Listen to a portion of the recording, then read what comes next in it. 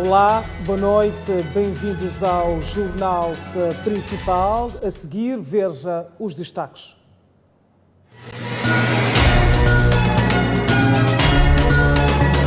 Ministro do Interior, Ahmad Miqdad, diz que foram abatidos nas últimas 72 horas 22 terroristas em Cabo Delgado e o comandante-geral da polícia contabiliza 108 insurgentes mortos no mesmo período. Detido cabecilha de uma quadrilha de assaltantes na cidade de Nampula. Lideranças de centros de deslocados exigem favores sexuais a mulheres e meninas vulneráveis em troca de comida, denuncia a sociedade civil. Presidente da República, Filipe Nyusi, foi hoje ao distrito de Moamba, província de Maputo, para se inteirar das conclusões da obra da barragem de Curumana.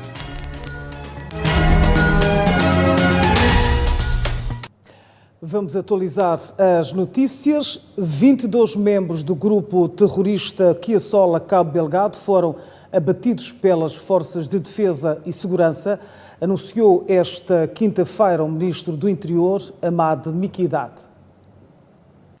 Os últimos 3 dias trouxeram resultados significativos para as forças de defesa e segurança nacional, que deixaram fora de combate 22 terroristas e alguns de seus líderes mortos nas regiões de combate, para além de destruição de alguns meios de mobilidade dos mesmos.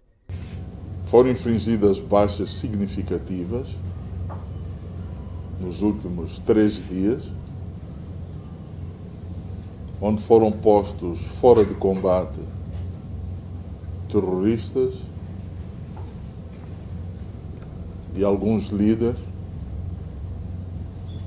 Foram destruídos meios que os terroristas usavam para a sua mobilidade, meios esses que foram violentamente apossados na população. Miqdad referiu que as FDS tomaram a base dos terroristas, a denominada Síria, e as tropas do governo continuam com operações ofensivas para capturar mais terroristas. Miqdad lamentou ainda a deslocação das vítimas destes conflitos. Dizer que a base dos terroristas que está sendo objeto da nossa operação é designada de base síria. Este é o nome que eles designaram. E as operações continuam. Temos a lamentar a deslocação de cidadãos desta zona de conflito, na zona de guerra, mas é uma ação necessária para a sua própria segurança.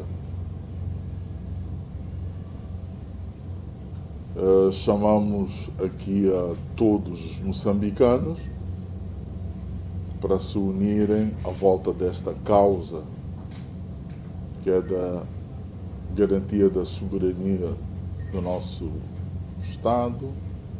No que concerne aos ataques da junta militar no centro do país, o ministro do Interior apelou aos membros do partido Renamo a colaborar com as autoridades de forma a identificar os esconderijos dos seus dissidentes. Durante a nossa prestação na Assembleia da República, chamamos a Renamo para que, conhecendo, para que dominando, para que, estando ligada umbilicalmente com a junta militar, colaborassem com as autoridades no sentido de transmitir toda a informação do seu domínio,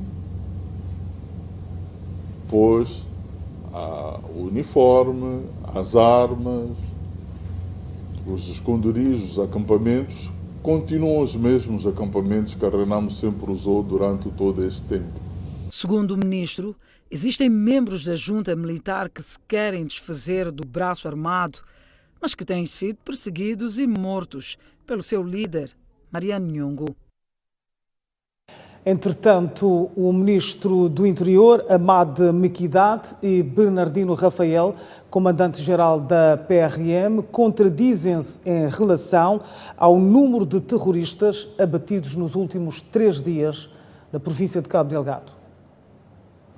Foram infringidas baixas significativas nos últimos 3 dias.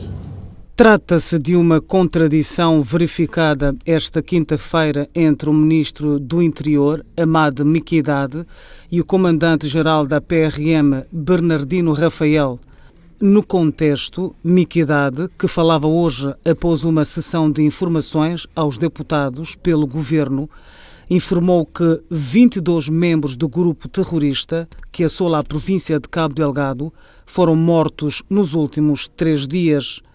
Na sequência, a fonte acrescentou ainda que as forças de defesa e segurança tomaram a base dos terroristas denominada Síria e que as tropas do governo continuam empenhadas de modo a capturar mais terroristas. E, paradoxalmente, Bernardino Rafael relata o mesmo abate aos terroristas acontecido durante os mesmos 3 dias, porém, indicando que foram mortos 108 terroristas. De referir que o comandante-geral da PRM, Bernardino Rafael, falava hoje durante a abertura do 20º Conselho Coordenador da Polícia no município de Pemba, província de Cabo Delgado. A sociedade civil denuncia alegados abusos sexuais de mulheres deslocadas em Cabo Delgado em troca de comida.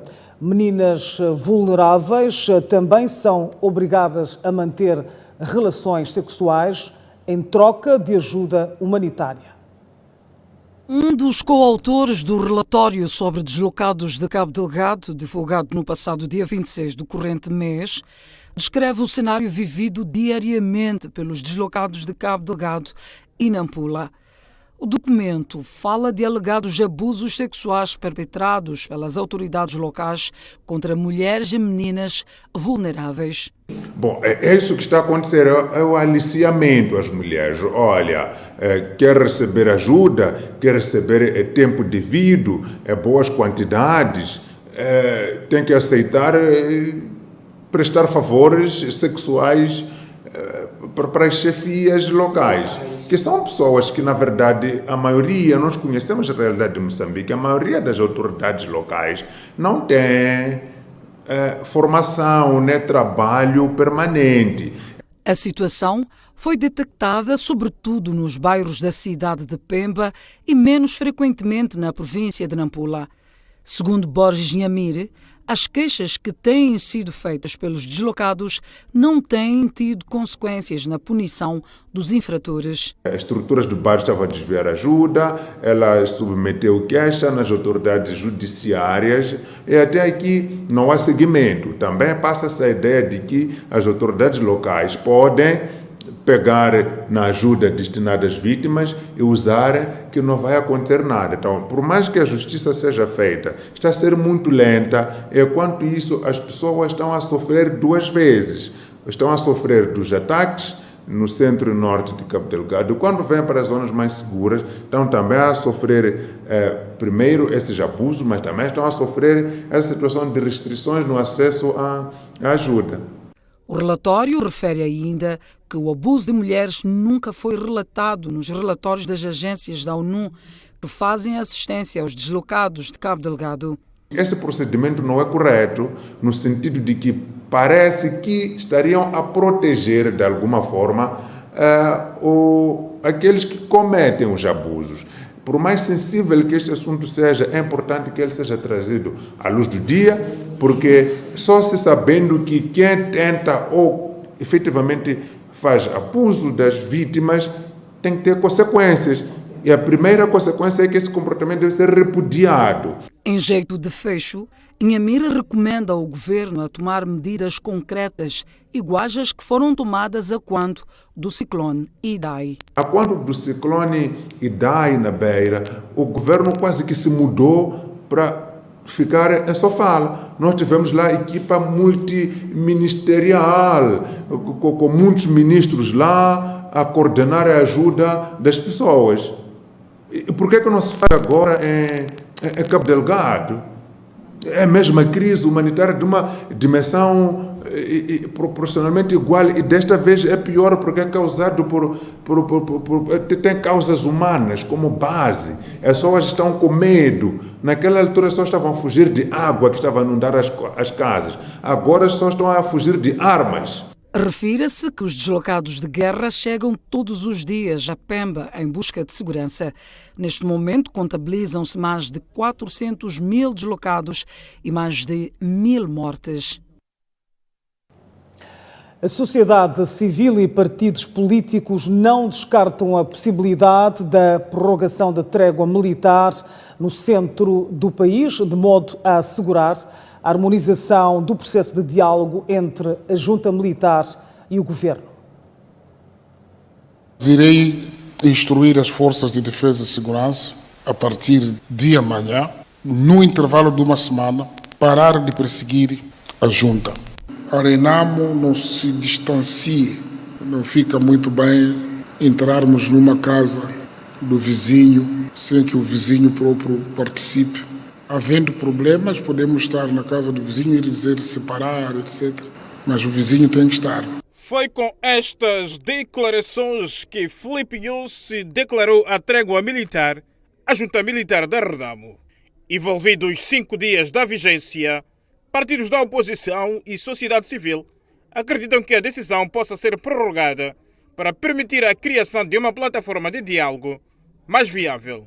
Penso que será prorrogado porque o anúncio feito pelo Presidente da República foi feito sim para todos os moçambicanos, mas é preciso fazerem um encontro sem prévios procedimentos para que não crie embaraço. Mas para aquilo que é Moçambique, eu penso que as nossas discussões internas não podem pôr em causa aquilo que é a soberania do Estado. Mas certamente que ele tem uma agenda específica e ele deve ter pensado estrategicamente. Se a junta militar não abrir espaço ao diálogo, ele vai ter uma outra alternativa, mas que sejam alternativas sempre em volta do diálogo político e que não seja necessariamente confrontos militares. Ademais, Lorena Massif defende a criação de um mecanismo de diálogo capaz de fazer fluir o processo refém de alguns condicionalismos.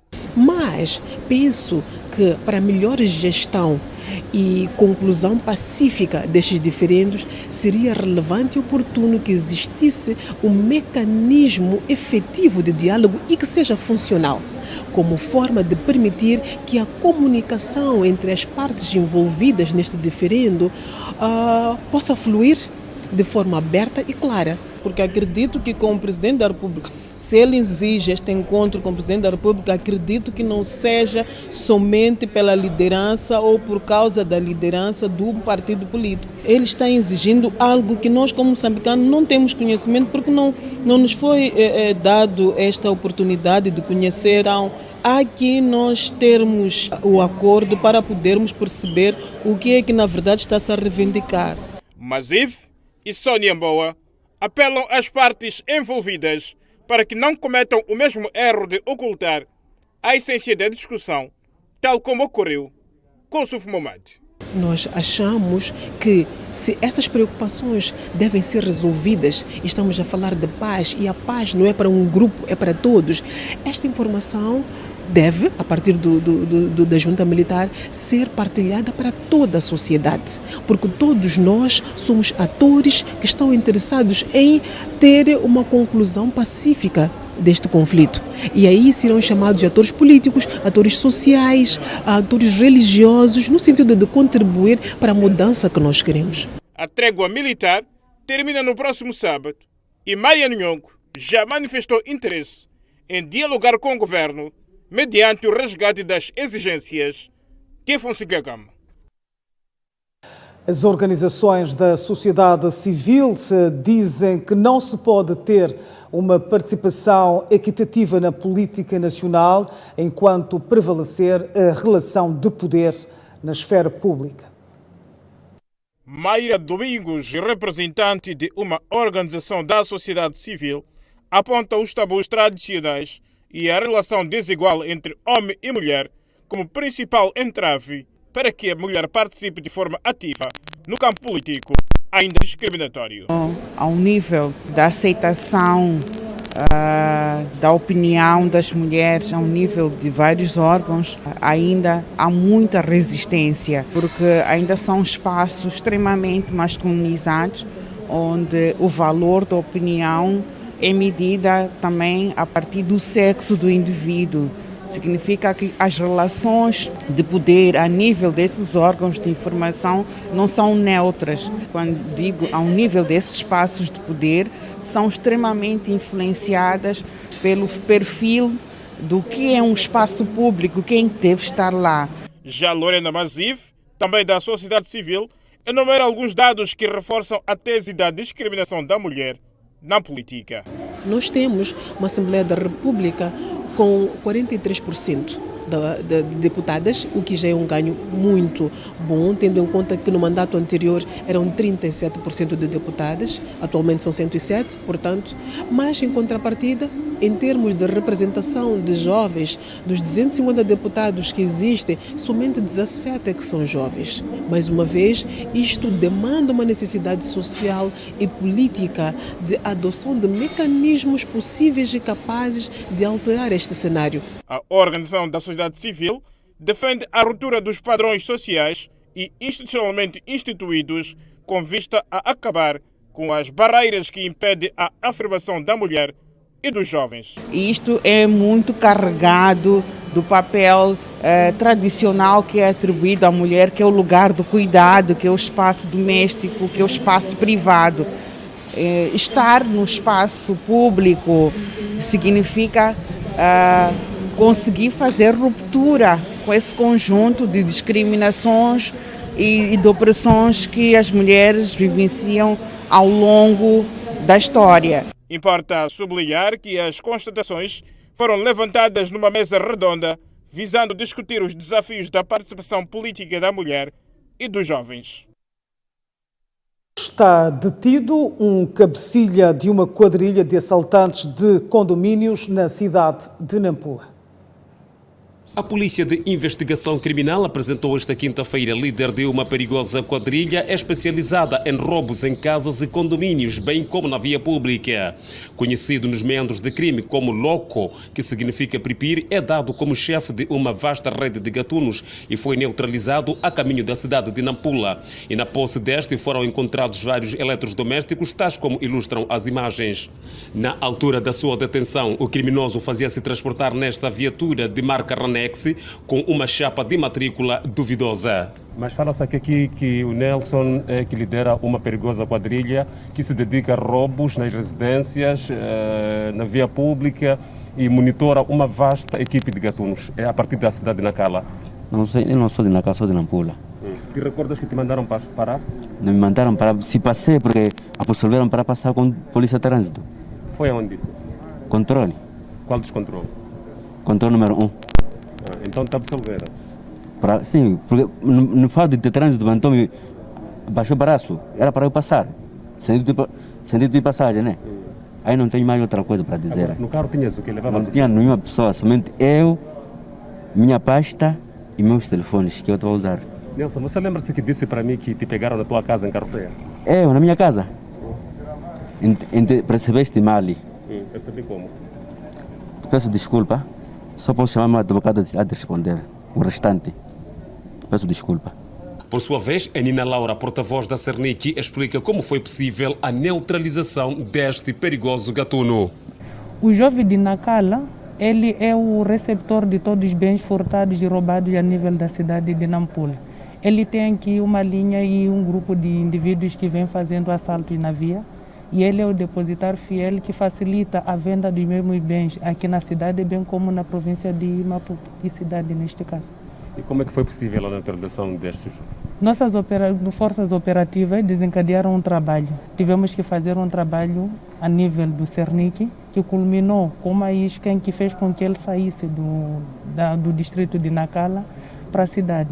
É sabido que nós temos forças posicionadas nos controles, e no controle número 1 foi lá interceptado. Quando foi mandado parar, o mesmo simplesmente forçou a marcha. Quando se deu conta que teria sido reconhecido, pôs-se em fuga. Estamos a falar de um potencial que já era procurado e tem vários mandatos.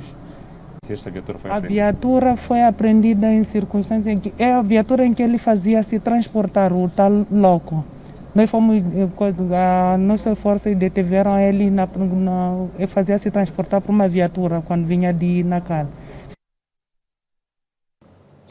Respondendo às preocupações das populações, o administrador de Chonguene diz que esforços estão a ser feitos para a eletrificação dos bairros de Cumene, Mararene e Ngalangalene.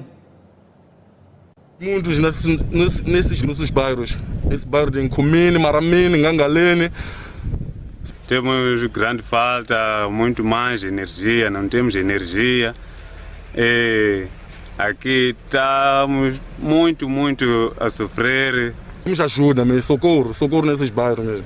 Estamos sempre a reclamar nos nossos chefes, chefe de povoação, chefe de quarteirão, de 10 casas, sempre reclamamos quanto a isso. Reagindo às inquietações da população sobre a falta da corrente elétrica em alguns bairros do distrito de Chonguene, o timoneiro daquele distrito, Carlos Buchile, diz que a expansão da rede elétrica está em curso com vista a minimizar o sofrimento da população. Os administrativos, me refiro a Madzukane, Nguzene, onde nunca tiveram energia. E temos população que clama por energia elétrica. Então concentramos-nos nesses dias a fazer todos os possíveis, mobilizar recursos. E este ano já começamos a estender energia para o posto administrativo de Nguzene. Já está em carteira também a instalação de energia para Madzukane. E, entretanto, fomos resolvendo problemas pequenos de expansão a nível das comunidades. Só para ter uma ideia, nestes 2 últimos anos conseguimos eletrificar mais de 20 bairros. E como dizia, já está a implementação, a extensão de energia para o posto administrativo. Segundo Buchile, a expansão da rede de abastecimento de água potável é um dos desafios que está sendo levado a cabo pelo governo distrital, onde cerca de 62% da população beneficia de água potável. Água é outro desafio que também temos muitas necessidades para prover água às nossas comunidades e apostamos mais em sistemas multifuncionais. Está muito complicado. Nós neste momento, temos uma cobertura de cerca de 62% da nossa população. O distrito de Chonguene tem uma população estimada em 120 mil habitantes, em medida com a extensão província de Gaza. A Direção Nacional de Identificação Civil afirmou esta quinta-feira não estar a par sobre as denúncias feitas em relação às supostas cobranças ilícitas para o tratamento dos bilhetes de identidade. A informação surge na sequência de queixas feitas por alguns utentes, avançando que eram cobrados 400 meticais para a emissão do bilhete de identidade. Ter muita gente a entrar e sair com os talões, mas já nós não nos atendem porque nós não temos dinheiro. Então para onde é que nós vamos, nós que não temos dinheiro para tratar os BIs? Porque os BIs, eles dizem que para tratar BI está 150 meticais, mas aqui há boatos de que para tratar os BIs está 400 meticais.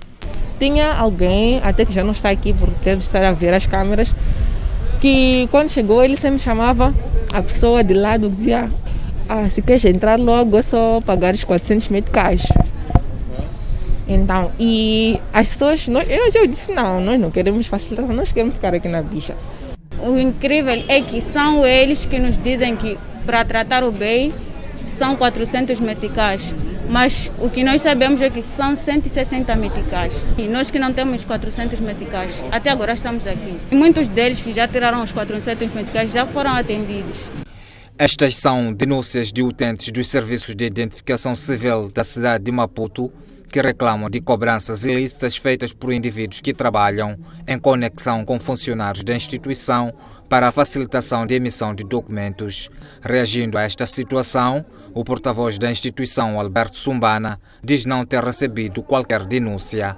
Esse tipo de situações é preciso que as pessoas que estejam a ser cobradas comuniquem à instituição por forma a tomarmos medidas necessárias, porque no fim do dia a instituição é que fica com a imagem beliscada por situações que, afinal de contas, não têm nada a ver conosco.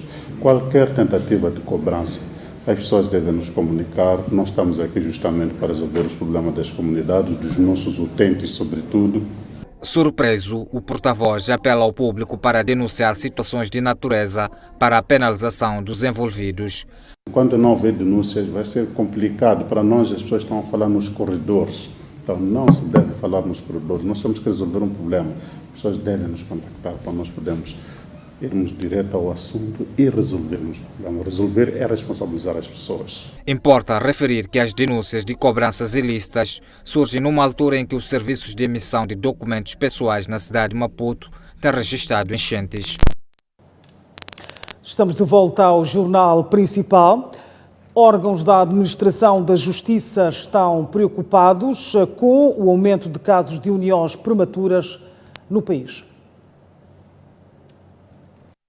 A preocupação foi apresentada esta quinta-feira à margem do seminário da divulgação da Lei da Prevenção e Combate às Uniões Prematuras realizado na cidade de Tete, com o objetivo de tornar este dispositivo legal mais conhecido pela sociedade. Os intervenientes afirmam que o maior problema das uniões prematuras está relacionado com vários fatores, com destaque para a pobreza, crenças religiosas, entre outros fatores. No entanto, há fatores que é preciso terem sido em consideração, porque estamos aqui a proteger a rapariga dos supostos agressores, seja a nível da família, a nível das suas formações, a nível do local de trabalho.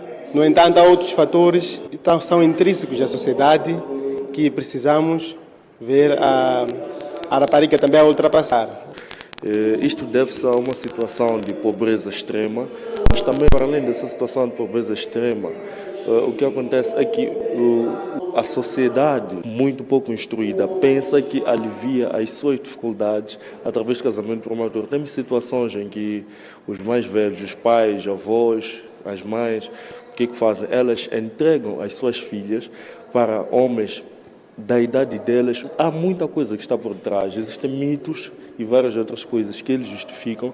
Dizem que quando têm relações sexuais com pessoas que são mais novas, entre outras coisas, curam certas doenças, certas infecções que eles adquirem.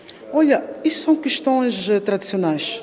Eu sempre cresci a ouvir dizer que, por exemplo, quando casasse uma rapariga, naquela altura até dizia que, olha, até hoje até acontece, a rapariga, por exemplo, é vítima de uma violação sexual, e os pais entram, portanto, com o agressor, neste caso, né, com o violador, em consenso, dizer, olha, a partir de hoje vamos perdoar, ou então perdoa, dá dinheiro, dá alguns bens materiais, e a menina fica assim. Há este problema dos pais fazerem negócios com os próprios filhos. Os participantes dizem que com este seminário hora encerrado vai certamente contribuir na forma de abordagem na sensibilização às comunidades rurais. Chegou em um bom momento, tendo em conta que todos os dias deparamos-nos no nosso dia a dia com situações de raparigas que vê o seu futuro comprometido com uniões prematuras. As razões são várias, mas como atores da administração da justiça, vamos tentar proteger nos termos em que a lei prevê para reduzir as questões que têm levado a rapariga a não progredir por conta desse casamento prematuro. A formação vai ajudar naquilo que é na conferência de mais ferramentas para que nós possamos atacar esta problemática, que é de facto uma grande problemática social, um flagelo da sociedade, porque nós verificamos que, sobretudo, não só nos distritos, mas principalmente nos distritos, temos tido vários problemas de casamentos prematuros. E esse seminário, de facto, vai ajudar bastante e a levarmos também às comunidades a sensibilização, não é? A partir dos líderes comunitários, os pais, de facto, que não devem enverdar por este caminho que não ajuda em nada.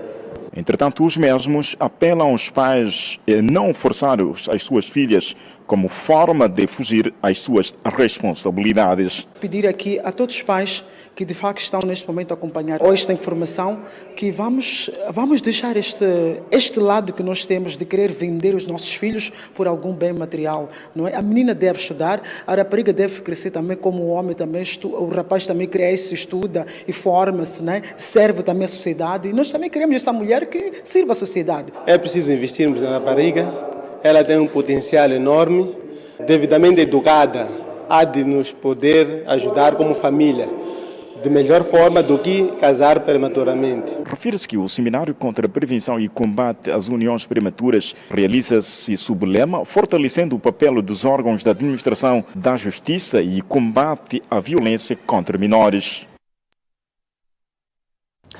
Há cerca de 2 meses que a cidade da Machixe está sem autocarros para o transporte de passageiros. Machixe é a chamada capital econômica da província de Inhambane. Por aqui, desde o princípio do mês de setembro último, que não se pode falar de autocarros públicos para o transporte de pessoas e bens. Os machimbombos pararam de circular e removidos para a cidade de Maputo. Os munícipes ficaram surpreendidos com o sumiço dos meios de transporte. Mormente, faziam diferença. Me ajudava muito. Me ajudava sim, porque também os preços também cobram melhor, mais que isso aqui. Minibase costumava cobrar muito. Então, para mim, o machibombo é que estava nice. Me ajudava sim. Porque, por exemplo, quando eu viajo com a minha mercadoria, eles não cobravam. Mas no minibase tem que pagar. Já sinto falta, sim. Os machibombos contribuíam muito para uma boa vazão da cidade no que diz respeito ao transporte público. Sim. E a sua ausência, o que significa?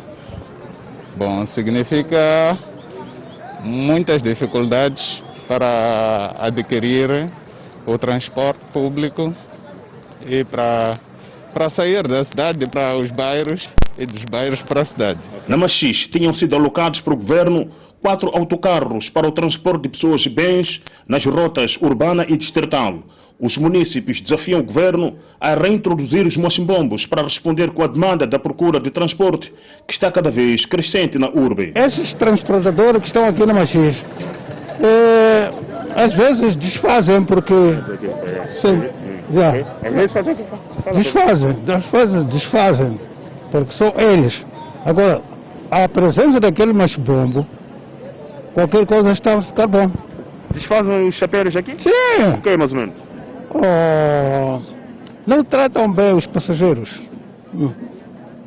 E os machimbombos tratavam bem? Sim. São carros municipais, têm respeito. Porque é muito difícil quando é rechada, por vezes, quando chegamos tarde na escola. Tendo umas bombas assim só para alunos, ficaria mais fácil para nós. A boa era eles devolver mesmo o machibombo, porque ajuda muitas pessoas. Por exemplo, na parte de cargas, não cargas, eles não cobram muito. Enquanto esses caras de minibase estão a matar, estão a cobrar muito mesmo. Quantos meticais? Por exemplo, você com essa minha pasta, quando está cheio, por exemplo, essa minha pasta, costuma me cobrar 20 meticais. Estás a ver? Enquanto o machibombo era só pegar minha pasta e eu viajar até lá só.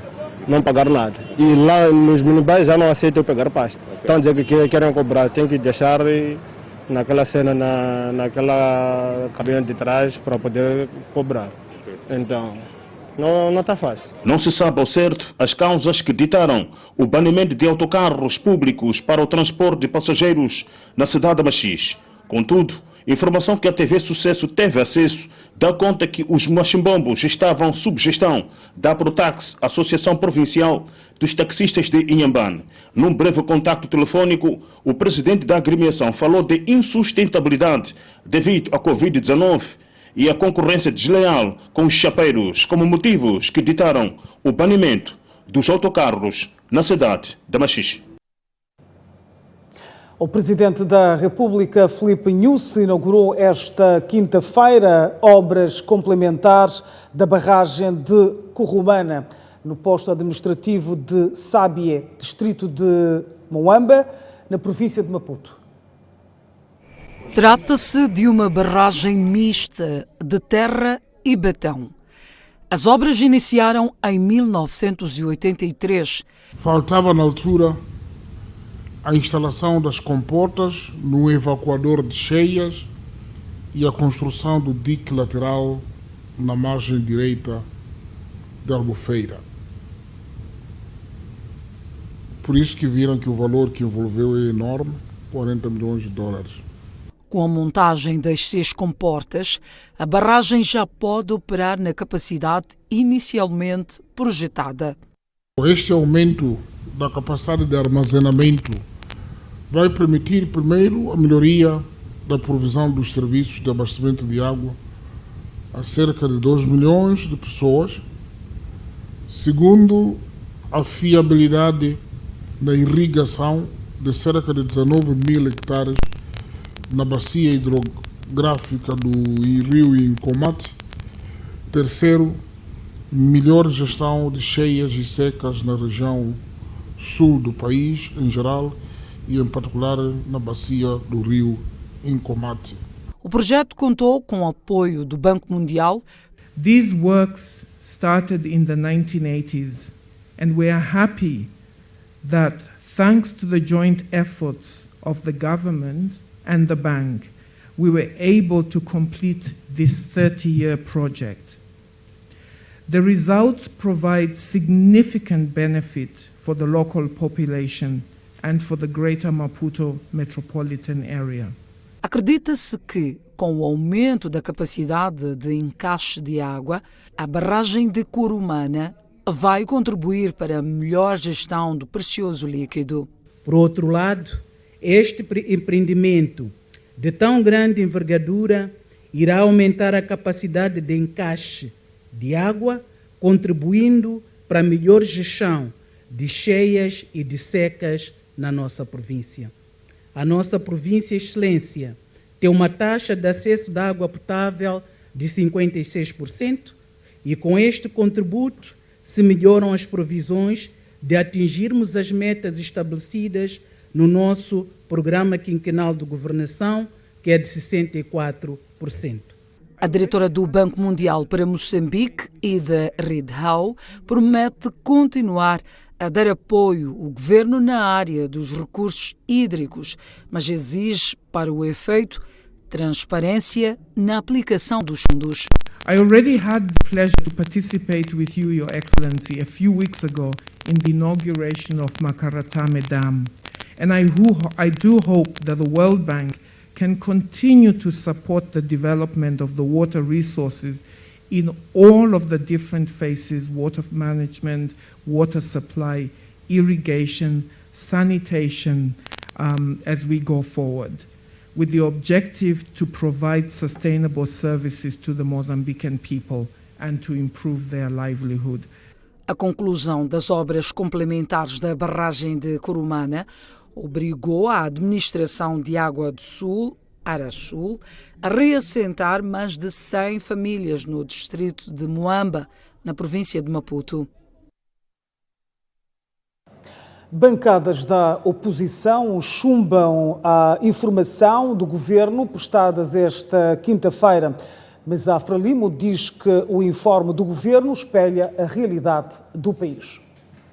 Vamos então seguir com outras notícias.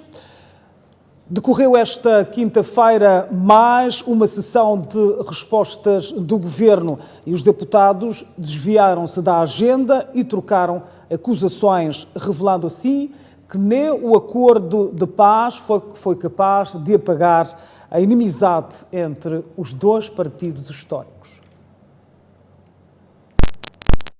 Enganem-se quem pensa que os deputados centrariam suas atenções na agenda do dia, a informação do governo.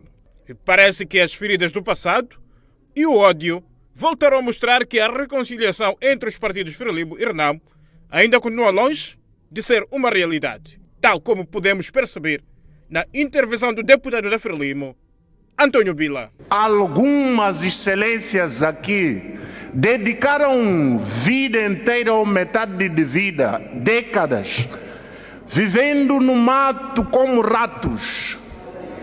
É por isso mesmo que nunca se deram direito humano de sentar numa carteira para saber o que significa ser professor. Quem não se lembra dos professores, estes que mais uma vez voltam aqui a chamar de ladrões, cujos lábios foram cortados tentando incutir alguma cultura em vós, em vossos pais ou vossos filhos. Venâncio Mungane e Alberto Ferreira, ambos da Renamo, responderam à mesma medida e desviando-se assim da agenda do dia, o que veio comprovar o adágio popular de que o Parlamento moçambicano não passa de uma escola de barulho. Então há uma linguagem própria dos tempos modernos, urbana e consentânea com este ambiente. Então era importante que a senhora Presidente não deixasse manchar o seu mandato, seja manchado com um nível de primitivismo, de provincianismo e arruaceirismo. Não se pode perceber que um ministro considera os representantes do povo de inimigos. Alfredo Magomis não quis ficar de fora deste baile, mostrando assim que há muito trabalho a ser feito para fazer valer o nome que a plenária carrega, a Casa do Povo. É pena o colega Venâncio não ter se apercebido que quando se luta com poucos hematope, enquanto você se suja, eles se divertem. O espetáculo gratuito prosseguiu quando o deputado da Frelimo, Caifadine Manasse, equivocou-se. E Antônio Muxanga, no seu estilo característico, repostou. Presidente, os ministros são nomeados pelo chefe do governo, não pelo comandante em chefe. Muito obrigado. E Caifadine Manasse não quis ficar atrás e puxou dos galões para redimir-se do erro cometido e abandonava-se assim a informação do governo. Discutia-se as marcas do passado, que nem os acordos de paz e reconciliação definitiva de Maputo conseguiu apagar. Chefe, o ministro do Interior, no seu percurso político, na sua vida de construção desse Estado, acompanhe o currículo do ministro do Interior. Encontrarão que este homem é um homem que trabalhou sempre na defesa da soberania. Importa sublinhar que o governo e a Renamo têm evitado esforços no sentido de garantir o fim das mazelas do passado e a reconquista da irmandade entre os partidos históricos. Mas parece que a querela política ainda está longe de chegar ao fim. A comunidade reassentada na aldeia Muchipe, no posto administrativo de Sábia, distrito de Moamba, exigem serviços sociais básicos para minimizar o sofrimento da população. São famílias reassentadas em abril deste ano para dar lugar às obras complementares da barragem de Curumana. Aqui foram construídas casas convencionais, na sua maioria do tipo 3. O material está muito bem, está forte. Sim, isso sim, acredito. Só que o que eu não gostei é que apanhei mais o tipo 3. Quando eu lá tinha tipo 3, não apanhei tipo 4. Os quartos estão fora, não estão dentro da casa, estão fora. Aqui, esse que falta agora é só problema de água, porque a água ainda não tem água. Só vem um carro por água aí nos tanques. Sim. Enquanto aguarda pela canalização do sistema de abastecimento de água, a comunidade recorre a tanques como estes para satisfazer as suas necessidades. Estou a tirar água para encher, cozinhar, lavar. Não, é diferente. É diferente porque o que é de diferente? Gasta muito, apanha que está sujo. Aqui é o melhor. Além de água canalizada, a comunidade exige hospital, escola, esquadra, mais próximos, entre outros serviços sociais. Ainda não tem hospital, escola, as crianças que estudam, saem daqui e ir estudar lá. Onde? Em Curumana? Em Curumana. Tem crianças de 4 anos, 3 anos, 5 anos.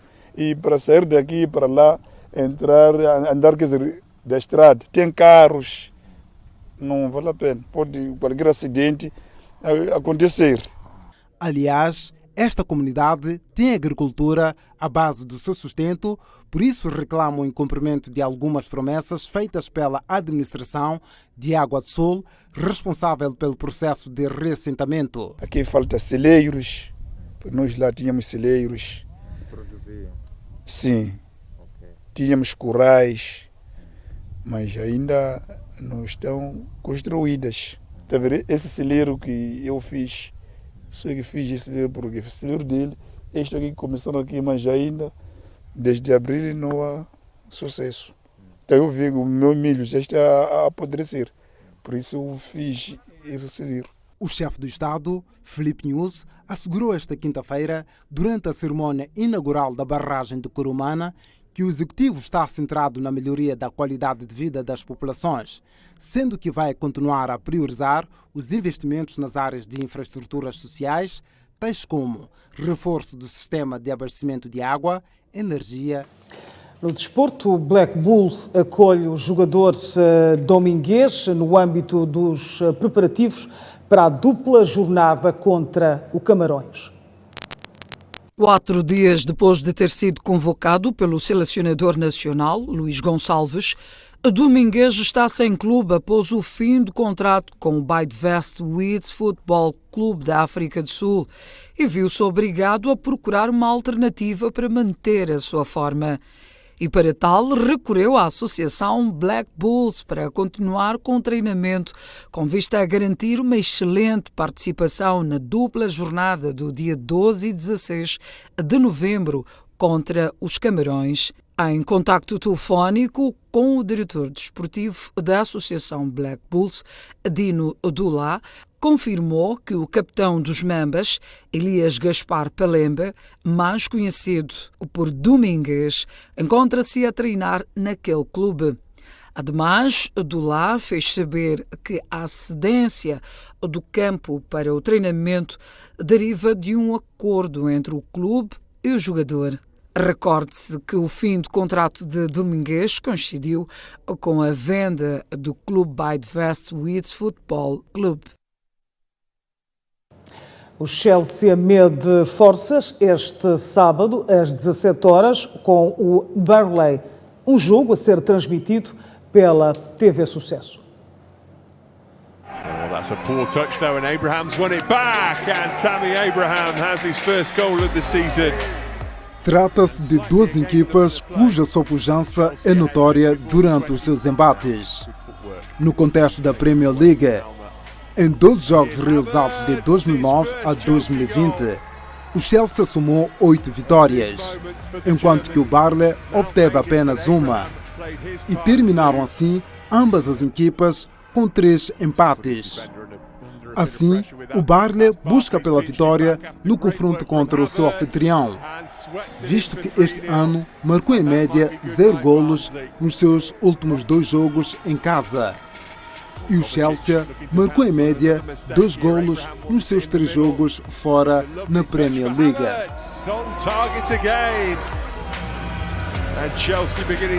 E o Jornal Principal fica por aqui. Voltamos a ver amanhã, à mesma hora. Boa noite.